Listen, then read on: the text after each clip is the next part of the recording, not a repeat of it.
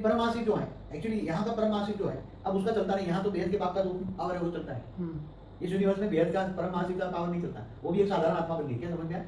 जैसे इस ब्रह्मांड का शिव जीव बन गया ना, इस ब्रह्मांड का ऐसी तरह हमारी सोलर से हमारी जो महाशिव की कैटेगरी की आत्मा थी ना, गैलेक्सी का मालिक, वो भी साधारण बन गया। ऐसी तरह यूनिवर्स का जो परमासिक वो भी साधारण बन गया। यहाँ तो सब हमारा कंट्रोलिंग चलता है, और उसकी ओरिजिनल आत्मा कौन सी, और यहाँ बीच में डिस्टर्ब करना ज्ञान के आधार से जज करता है। समझ नहीं? तो ये जो ज्ञान है, ये ज्ञान कितनी स्पीड से आत्मा समझती है, क्या समझ में आया? ज्ञान समझने की शक्ति से बाप जजमेंट कर लेता है कि आत्मा की कैटेगरी क्या है, ज्ञान समझने। फिर दूसरा अनुभव करना, प्रैक्टिकल में अनुभव करना, और तीसरा है ज्ञान देने की शक्ति है, दूसरों को ज्ञान देना। अगर ज्ञान लेके भी ज्ञान दे नहीं सकता तो वो कमजोर पड़ जाता है, कमजोर हो जाता है ज्ञान देने वाला, क्योंकि अपनी रचना को तो वही देगा ना। आगे चल करके बाप हर वक्त ज्ञान देगा तुम्हें? नहीं, आगे चलकर नहीं होगा, बाप तो गुप्त हो जाएगा, बाप गुप्त हो जाएगा, बच्चे आगे हो जाएंगे। और उसमें तो नवरत्न, पहले वाले 3 और नवरत्न 12 आगे रहेंगे। मेन जिम्मेदारी 3 पर होगी, मेन 3 जिम्मेदारी उठाएंगे, फिर वो नवरत्न फॉलो करेंगे, 3 को फॉलो, नवरत्न फॉलो करेंगे, और वो 12 ज्ञान की जिम्मेदारी लेंगे। क्या ज्ञान की जिम्मेदारी 12 पर होगी। वो फिर सारी जैसे स्थूल व्यवस्था है, आश्रम की स्थूल व्यवस्था करना, ये 27 उठाएंगे, 81 उठाएंगे, स्थूल चीजों का देखभाल करना, ये करना, वो 81 उठाएंगे। फिर आगे चलकर 16,000 वाले जो है वो पूरे उनको जो डायरेक्शन, ये सब 81 जो है डायरेक्टर है, 27 और 81 वो डायरेक्टर है, डायरेक्शन देंगे 16,000। ऊपर वाले भी 12 को कोई कभी डायरेक्शन ब्रह्मा से मिलता है तो डायरेक्शन जाएगा, वो केवल संकल्पों से डायरेक्शन देते, बाकी कुछ करते नहीं।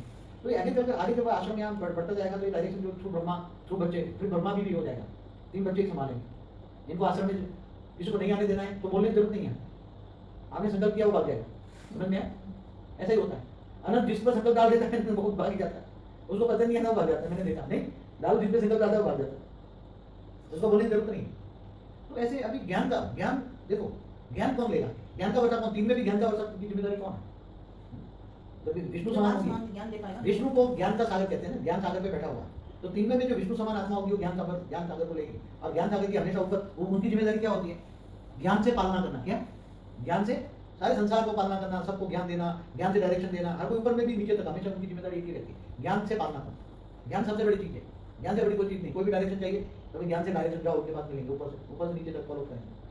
ये इतने बड़ा यूनिवर्स, मल्टीवर्स यूनिवर्स चलता है, ऊपर में भी डायरेक्शन तो चलता ही है, मगर हम यहाँ फंसे पड़े हैं, ऊपर से डायरेक्शन आते हैं मगर हमारे पास पहुंच नहीं सकता है। जैसे साकारी बाप क्या करता है, आकारी पहले ऊपर में तो 20 कला के ऊपर खुद खड़ा है, बेहद का आकारी बाप खुद खड़ा है, फिर इसने एक रूप निकाल के इस यूनिवर्स के परिणाम में रख दिया। पहले एक और कला में था इस यूनिवर्स के, फिर इस ब्रह्मांड में शिवपुरी में एक आकारी रूप है, तो चैनलाइज होकर साकार पे आता है, चैनलाइज होकर साकार पे आता है, डायरेक्ट नहीं आ सकता, इसलिए चैनलाइज होकर आता है। अगर जो बाप डायरेक्ट 20 कला वाला से डायरेक्ट चैनलाइज कर ले डायरेक्ट, तो हाई फ्रीक्वेंसी आई, ज्ञान की हाई फ्रीक्वेंसी आई। तो इस बार मुझे लगता है कि हाई फ्रीक्वेंसी से ज्ञान निकला है। साकार को भी हाई फ्रीक्वेंसी ज्ञान लेने की कैपेसिटी चाहिए। रिसीवर कैसे मजबूत होगा, कितना मजबूत होगा? जब वो निसंकल्प बनेगा। अगर उसके मन के अंदर